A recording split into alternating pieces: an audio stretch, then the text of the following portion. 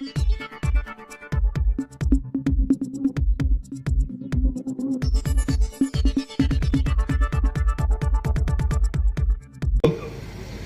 90 मध्ये मी सन्माननीय राणे साहेबांच्या नेतृत्वाखाली या सिंधुदुर्गामध्ये राजकारणामध्ये सुरुवात केली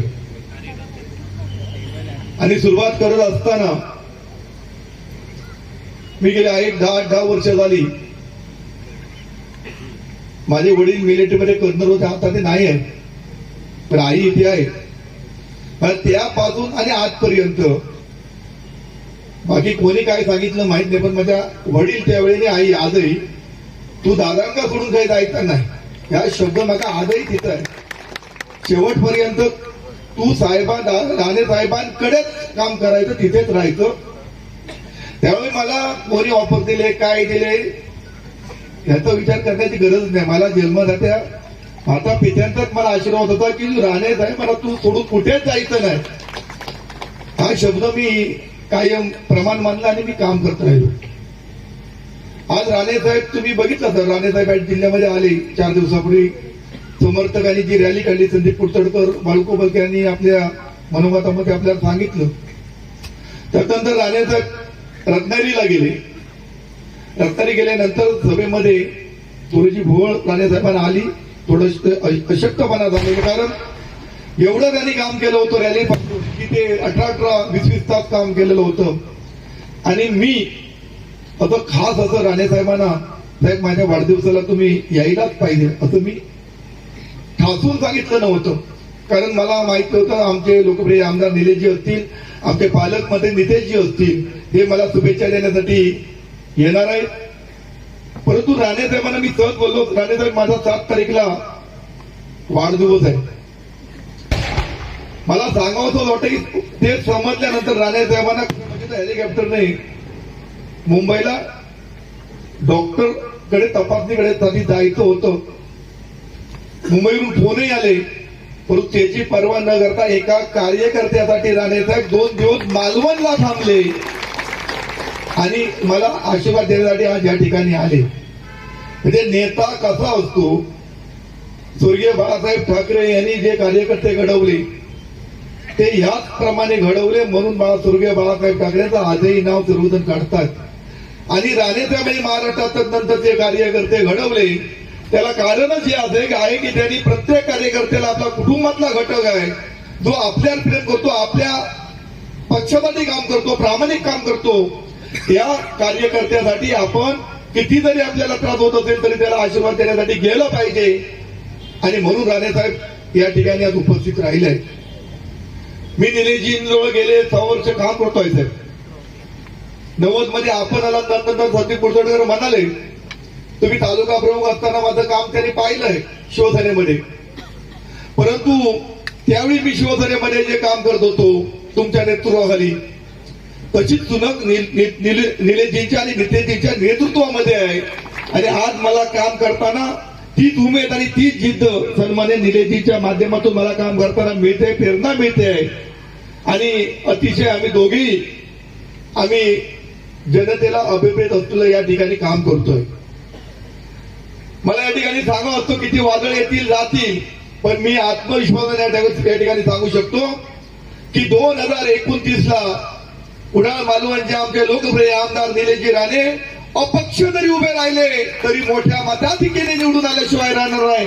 अशा प्रकारचं काम आज सर्व सहकारी, माझे सहकारी आणि स्वतः निलेशजी विधिमंडळात असो, मतदारसंघात असो, जिल्ह्यात असो, राज्यात असो, हे सातत्याने करताना पाहायला आपल्याला मिळते आहे. नितेशजी निलेशजी दोन्ही आहेत, दोन्ही मुलं आहेत. मला परवाच कोणीतरी प्रश्न विचारला पत्रकारांनी की तुम्हाला निलेशजी कोण झालेले पाहायला आवडेल. मी म्हटलं निलेशजी असतील किंवा नितेशजी असतील. मी सांगून मला आवडेल म्हणून ते होणार नाही. दोन्ही राणे साहेबांची मुलं आहेत, दोन्ही कर्तबगार आहेत, अभ्यासू आहेत. ती स्वतःच्या कर्तृत्वात दोन्ही ठिकाणी मोठे झालेले आपल्याला दिसतील असं मी ठासून सांगितलं आणि मला त्याचा अभिमान आहे.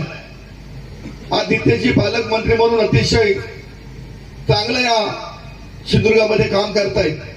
निलेशजी आमदार म्हणून या ठिकाणी काम करतायत. आज राणे साहेबांना, राणे वैद्यांना अतिशय आनंद होत असेल की आपली दोन्ही मुलं कर्तृत्वान निघालेली आहेत, लोकांची अभिप्रेत कामं करतायत आणि एवढं भाग्य त्यांना या ठिकाणी पाहायला मिळतं. आणि हे सर्व भाग्य पाहण्याची जी तुम्ही आशीर्वाद मत पेटीद्वारे त्यांना शुभेच्छा देऊन त्यांना निवडून दिलं, त्यांच्या पाठीशी राहिला तुम्ही सर्व मंडळी. म्हणूनच राणेसाहेब आजही म्हणतायत की मी सिंधुदुर्गावरती माझं प्रेम आहे. जरी मुंबईला असलो तरी 8 दिवसात 4-5 दिवस झाले का सिंधुदुर्गात गेल्याशिवाय मला चैन पडत नाही. तिथल्या लोक जनतेला भेटल्याशिवाय, कार्यकर्त्यांना भेटल्याशिवाय मला चैन पडत नाही. आणि असं सातत्याने गेली 30-35 वर्ष राणेसाहेब काम करतायत. माझ्या वारजाला या ठिकाणी आपण मोठ्या संख्येने या ठिकाणी आलेला. मी राणेसाहेबांना या ठिकाणी सांगू इच्छितो की साहेब, मी व माझे सर्व सहकारी निलेशजी असतील, नितेशजी असतील, आणि आपण जो आदेश द्याल, जरी मी शिवसेनेचा जिल्हा प्रमुख असलो तर मी प्रत्येक वेळी सांगतो, शिंदे साहेब व्यासपीठावर असताना सुद्धा मी बोललेलो आहे की मी राणेसाहेबांचा एक सच्चा कार्यकर्ता आहे आणि तो शेवटपर्यंत राहणार आहे. राणेसाहेबांनी मला निलेशजींच्या उमेदवारी मिळाल्यानंतर ती तांत्रिक अडचण होती, भाजपमधून त्यांना दिली असती तर विषय नव्हता. त्यामुळे मी त्या ठिकाणी जिल्हा प्रमुख पद घेतलेलं आहे. परंतु या सिंधुदुर्गामध्ये जे काही राजकारण चाललेलं आहे, राजकारण होऊ घातलेलं आहे, त्याच्यासाठी अंतिम निर्णय आम्हाला फक्त राणे साहेबांचाच चालतो. आणि राणे साहेबांच्या निर्णयावरती आमची सिंधुदुर्गातली वाटचाल आम्ही नेहमी करतो. आणि राणे साहेब कधी चुकीचा निर्णय देत नाही. राणे साहेब नेहमी जे जनतेला अभिप्रेत असलेला, कार्यकर्त्यांना अभिप्रेत असलेला आणि समाज हिताचेच गोष्टी या ठिकाणी आम्हाला सांगतात. आणि आमच्या असंख्य कार्यकर्ते, मी नवीन बरेचसे कार्यकर्ते प्रवेश केलेले आहेत या ठिकाणी. नवीन कार्यकर्ते आमच्या पक्षामध्ये येत आहेत. राणे साहेबांनी नेहमी, मी शेवटचं वाक्य सांगतोय, नेहमी आम्हाला सांगितलं की आम्ही शाळेमध्ये हायस्कूलमध्ये शिकलो नाही. मी तर शिकलोच नाही हायस्कूलमध्ये पुढे, परंतु राणे साहेबांच्या शाळेमध्ये मी गाडीत बसल्यानंतर जे शिकलो ते कोणच शिकू शकत नाही असं माझं ठाम मत आहे. आणि आज जो मी या ठिकाणी उभा आहे तो राणे साहेब नेहमी गाडीत बसल्यानंतर, आज कुठलाही सभा असो, कुठलंही राजकारण असो, सभा संपल्यानंतर कधी कुठल्याही पक्षाच्या नेत्याबद्दल अपशब्द किंवा तिथली चर्चा कधीच गाडीत नाही, घरात नाही. गाडीत बसल्यानंतर राणेसाहेब नेहमी सांगायचे आम्हाला, माणसाने नेहमी निर्व्यसनी राहिलं पाहिजे. जो माणूस निर्व्यसनी असतो त्याचा शत्रू कधी घात करू शकत नाही, का तो 24 तास शुद्धीत असतो, सावध असतो. त्यामुळे आपण निर्व्यसनी राहणं हे सगळ्यात महत्वाचं काम आहे. दुसरं ते नेहमी सांगायचे, आपल्यापेक्षा हुशार व्यक्तिमत्व ज्याचं असेल त्याच्या सानिध्यात जास्त वेळ द्या. जो आपल्यापेक्षा बुद्धिमान असेल, तो राजकारणात असेल, समाजात असेल, शैक्षणिक असेल, आरोग्य असेल, कोणी किंवा उद्योगामध्ये असेल, या सर्व माणसामध्ये तुम्ही जास्त वेळ द्या. तिथे तुम्हाला काहीतरी शिकता येईल आणि तुमचं तुम्ही भवितव्य घडवू शकता. तिसरा मुद्दा सांगायचे, पहिल्यांदा घर, कुटुंब, त्याला वेळ द्या. आपला व्यवसाय, चांगल्या मार्गाने पैसा मिळवा. आणि चांगल्या मार्गाने जर पैसा मिळवत असाल तर दुसऱ्याच्या खिशामध्ये हात घालणार नाही. आणि हे पहिलं करा आणि उर्वरित वेळामध्ये तुम्ही राजकारण करा. कधीच त्यांनी सांगितलं नाही की तुम्ही 100% राजकारण करा. पहिला व्यवसाय, पहिलं कुटुंब. चांगल्या मार्गाने जर तुम्ही पैसे मिळवले तर चांगल्या मार्गाने तुम्ही खिशात घालून लोकांना मदत करू शकता. पण तुम्ही जर व्यवसायच केलं नाही आणि राजकारण केलं तर दुसऱ्याच्या खिशात हात घालणार, पैसे घेणार आणि तुमची बदनामी होणार. आहे राणेसाहेबांचं तिसरं वाक्य. पण राणेसाहेबांनी कधी असं सांगितलं नाही. आणि ते तंतोतंत जे राणेसाहेबांनी जे सल्ले दिले ते मी बारकाईने त्या गाडीमध्ये मी ते आत्मसात केले. जसं एकलव्याने आणि अर्जुनाने द्रोणाकडून केलं, तसं मी सन्मान राणे साहेबांकडून जे गोष्टी आहेत राजकारणातले ते मी आत्मसात केले. आणि एक राजकारणापेक्षाही मी या जिल्ह्यातला एक यशस्वी उद्योजक बनलो. आणि राणे साहेब नेहमी म्हणायचे, आपण आमदार झालो, मंत्री झालो, याच्यापेक्षा आपण गव्हर्नमेंटला इन्कम टॅक्स किती भरतो ही आपली पद आहे. मी हे हेरलं. आणि राणे साहेब, मी तुम्हाला अभिमानाने सांगतो, मी ज्यावेळी 2019ला फॉर्म भरला त्यावेळी माझे प्रतिस्पर्धी आमदार होते, त्यांनी इन्कम टॅक्स 7 लाख भरला होता. आणि मी त्यावेळी 1,43,40,00,000 रुपये गव्हर्नमेंटला इन्कम टॅक्स भरलेला होता. ही सुद्धा शिकवण राणे साहेबांची. आणि आज मी जो उद्योजक म्हणून दिसतोय किंवा राजकारणामध्ये कुठलीही जबाबदारी राणे साहेबांनी दिली ती मी 100% यशस्वी करतो. कारण मला खात्री आहे, माझ्या राणे साहेबांनी एकदा पाठीवरती थाप टाकली काय मला समोर कोण आहे ते मला माहित नाही, मी ते जिंकणारच अशी माझी भावना तयार होते. आणि मी त्या पद्धतीत काम करतो. आणि तसंच काम आज निलेशजी करतायत. मला निलेशजींबरोबर गेले 6 वर्ष मी दिवस रात्र काम करतोय. मला खूप अभिमान वाटतोय या तरुण आमदाराचा की मी इकडे शब्द देतोय, लोकांना सांगतोय इकडे की हे काम होणार. म्हणजे थोड्यासारख्या रकमेचे नाही साहेब. मी तळातीला गेलो, गेल्या 10 वर्षात 100 मीटर 50 लाखाचं त्या ठिकाणी काम झालं नाही. गाव होत होता, मी मदत करायला त्या ठिकाणी गेलो आणि त्यांना सांगितलं की काय काळजी करू नका, आमदार निलेशजी निवडून आलेले आहेत, नितेशजी आहेत, राणेसाहेब खासदार आहेत, तुमचा एकेवेळी पूर्ण बंधारा पूर्ण करून देईन. ते म्हणाले साहेब 1 कोटी तर दे. आम्ही म्हटलं 1 कशाला, 10 कोटी रुपये तुम्हाला 2 महिन्यात देतो. कदाचित ते परमेश्वराने ऐकलं असेल आणि निलेशजींनी 1 महिन्यात 14 कोटी रुपये त्या गावाला दिले. तसं देवबागला गेलो, देवबाग एका बाजूला खाडी एका बाजूला समुद्र. मी त्याला शब्द देऊन टाकला लोकसभेला साहेबांच्या इलेक्शनला, तुम्हाला पूर्ण प्रोटेक्शन बंधारा. निलेशजी आमदार झाले, राणेसाहेब खासदार झाले, काय देवबागला राणे साहेबांनी गाव वाचवलंय. मी तुम्हाला प्रोटेक्शन बंधारा निलेशजीच्या माध्यमातून 100% करून देईल. आणि आज अभिमान वाटतो, एका बाजूला 158 कोटी रुपये देवबागसाठी निलेशजीने मंजूर करून दिले, काम आता चालू झालंय. आणि दुसऱ्या बाजूला काल टेंडर ओपन झाले, 16 कोटी रुपये दिले. देवबागला 200 कोटी रुपये निलेशजीने दिले, दांडीवरती 9 कोटी रुपये दिले, सरचकोटला 5 कोटी रुपये दिले, राजकोटला 4 कोटी रुपये दिले. असे 250-300 कोटी प्रोटेक्शन बंधारासाठी एका वर्षात आणणारा आमदार फक्त निलेशजी आहेत आणि त्याच्याबरोबर साथीला नितेशजी आहेत. आणि बाकीचं कामं सोडात. अशा प्रकारचं काम करताय, त्यामुळे निलेशजीच्या माध्यमातून मला सुद्धा प्रसिद्धी मिळते. मी जे बोलतोय ते होतं. निलेशजी म्हणतायत सामंत साहेब तुम्ही तिकडे बोललात, तुमचं भाषण मी तिकडे ऐकलो, का मी इकडे मंत्रालयामध्ये कामाला लागलो.